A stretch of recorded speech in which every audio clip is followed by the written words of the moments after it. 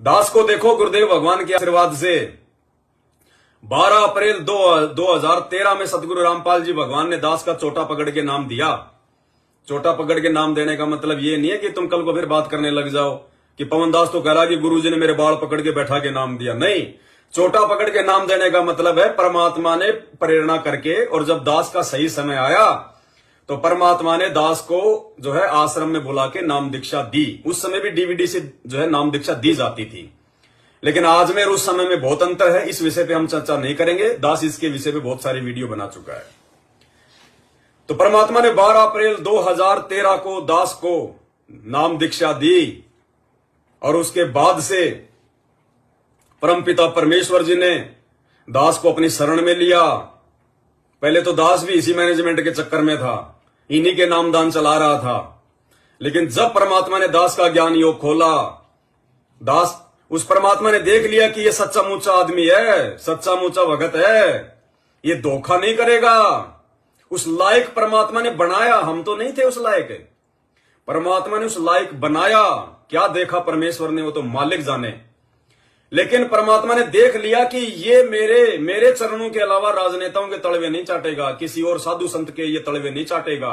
ये मर जाएगा लेकिन इस पंथ को छोड़ के नहीं जाएगा। ये मर जाएगा लेकिन अपने गुरु के अलावा किसी और में जो है अपना परमात्मा नहीं देखेगा।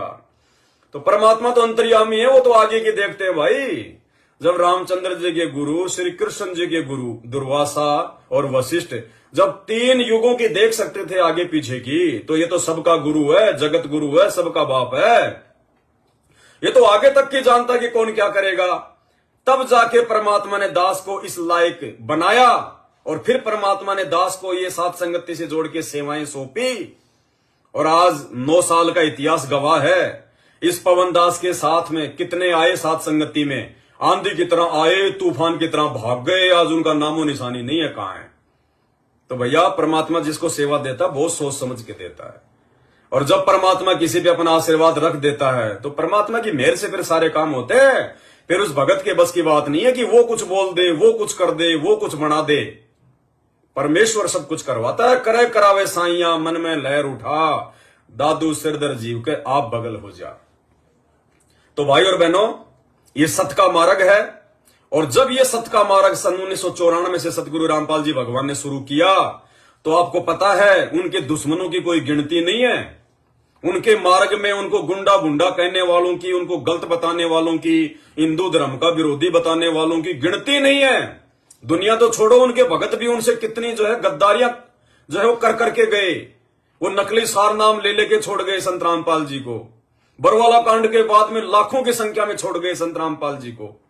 और आज भी उनके परिवार वाले, ये कोऑर्डिनेटर, ये मैनेजमेंट वाले आज भी उनके साथ में धोखा कर रहे हैं, छल कपट कर रहे हैं, उनकी आड़ में संगत को लूट रहे हैं। फर्जी आश्रम बना बना के, आश्रमों में जगत वालों को घुसा घुसा के, भक्तों से राजनीतियां करवा करवा के, नेताओं के चमचे बना बना के। तो जिस प्रकार सत भक्ति मार्ग में सतगुरु रामपाल जी भगवान के अनेकों दुश्मन काल कदम कदम पर उनके मार्ग को दूषित करने का कुप्रयास करता रहता है, अपने एजेंटों के माध्यम से उनके भक्तों के मन में शंकाएं पैदा करवाता रहता है, ठीक इसी प्रकार भाइयों सतगुरु रामपाल जी भगवान भी जिसके ऊपर रजा बख्शेंगे, दया बख्शेंगे, और अपने इस सत मार्ग को आगे बढ़ाएंगे, आत्माओं को सच्चा मुच्चा बनाएंगे, आत्माओं को पतिव्रता पद के ऊपर लेके आएंगे। तो भाई क्या पवनदास का लोग विरोध नहीं करेंगे क्या पवनदास के साथ में लोग दुश्मनी नहीं निभाएंगे क्या? परमात्मा कहते हैं जो मम संत सत शब्द दरड़ावे, वाके संग सब राड बढ़ावे। तो वही हो रहा भाई।